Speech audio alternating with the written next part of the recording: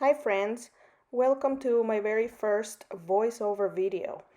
I have not done this before, so please take it easy with me. Today I wanted to try my hand at making my very own version of a plaid background, and at the beginning of the video you would have seen what inspired this video. So anyways, I started with a what is it, 8.5 by 11 piece of cardstock that I cut in half. Don't ask me measurements. And now I am using thin paper strips, well, cut up strips of masking tape that I lined up with like some wax paper. And I'm just following the lines that I see in my inspiration that I found online, and just placing all of those masking strips wherever I feel like they will look good, and also kind of following more or less the design that I see in my paper. Anyways, now I'm doing almost doing the other side, the horizontal lines. So you can have fun with this. Just place your masking strips wherever you feel like they will look good. Those are the parts of the paper that are gonna look white. Now I am adding some washi tape where I am going to keep that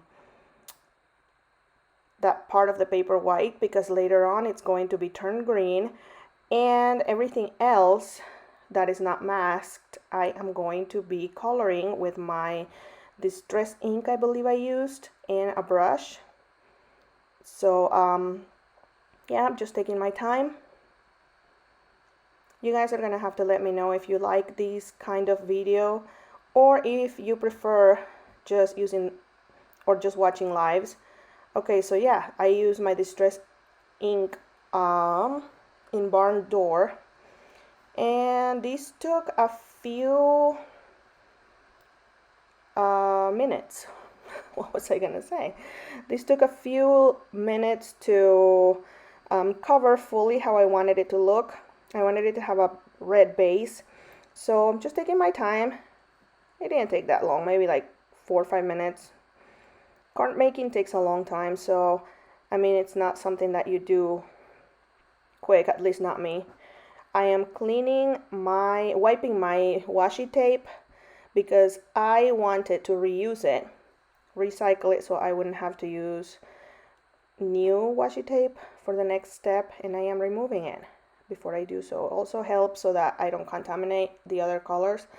And now I am going to be coloring or inking the horizontal white lines using, I can't remember what color it was. We're about to see. So I am aligning the washi tape as best as I can with the red, and yeah, just taking my time. And you will see here in a minute, mowed lawn, that's what I use. Yes, mowed lawn, and a green brush that I got on Amazon. You will see here in a second that my top washi tape I had to remove and replace with a new one because it just wasn't sticking to the edge. So that's what I'm doing right here, and that's a new one, and it works so much better. Yeah, so trying to get really even coverage everywhere, and the whole time as I am doing this, I am looking at my inspiration, the paper that I showed at first. Now I'm carefully removing the washi tape. You will notice on the bottom left corner that it ripped a little bit, but it doesn't matter because I was intending to make this background as like a rustic, rugged look. So it worked out pretty good. Okay, now I'm gonna focus on the vertical lines, and I am going to mask everywhere around it, trying to get as close to the edge as I possibly can. So I only have the white showing. There you go. And using the same ink, mowed lawn, I am coloring, inking I'm inking. Inking. This feels so strange because I am literally talking to no one. When I'm doing lives, which is what I do on Facebook every day, Monday through Friday, I am talking to you guys, to friends that talk back. All right. Now I am not going to remove the washi tape. Instead, I am going to focus on the other shade of green that I saw in my inspiration, and I'm just going to pick a couple of spots that I am going to ink with that color, which I think I use peeled paint. We're going to find out. I think that you could totally skip this step, but I like it. I think it gave it a little bit more interest, and I am only going to do, I believe, those squares and the top. There you go. Yeah, and it looks the same right now, but when you remove the washi tape, it's going to have a little bit of a different shade of green, and it gives it more interest. I think it looks really cool. At this point, you saw that I tapped, like dabbed that center red part. It's because these inks are water-based, and my paper was starting to get a little saturated with them, but it doesn't matter. Again, I was going for a rugged look for my background, and by the time it dried, it just didn't matter because none of that showed. Alright, so removing all of the washi tape, taking my time. This is sped up, I think 4 times. Alright, anyway, so here I have some acetate that I cut. It is a 12 by 12, and I cut it into halves, and then one half I cut into smaller strips because I wanted to add a little bit more detail to my background. Okay, this is the ink that I'm about to use. Just any kind of redder ink than the one that you used before. I'm using acetate to mark a line so I don't have to use tape, because that tape kind of became a little bit of a pain in the butt.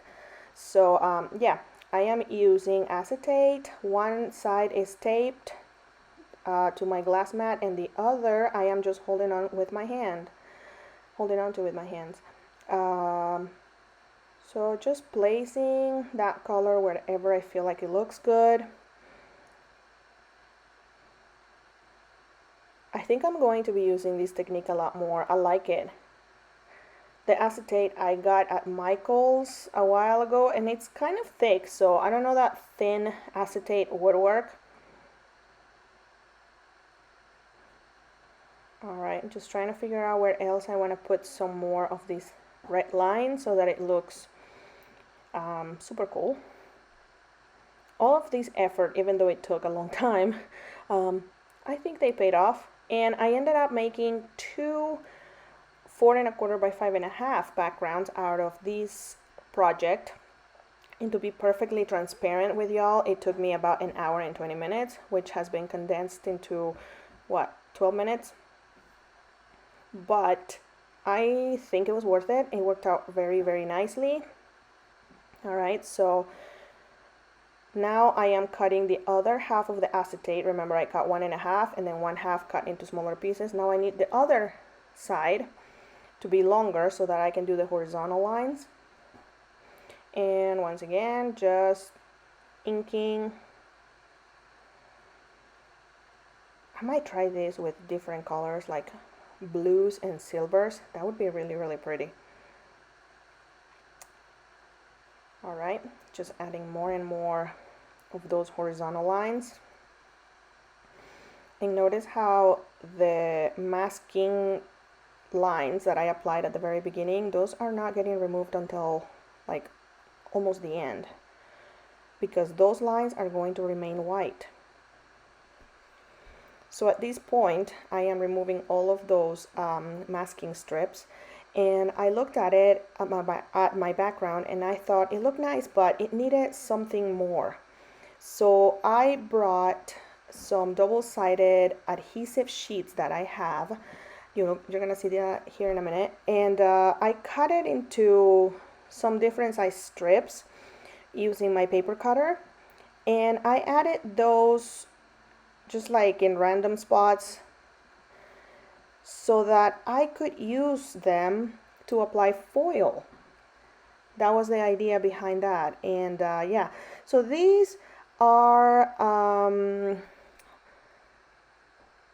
I can't remember the name of them, but they're not very good. Like, they don't stick fully. Like, I had to go back and apply more of the same adhesive to some areas because they just weren't that good.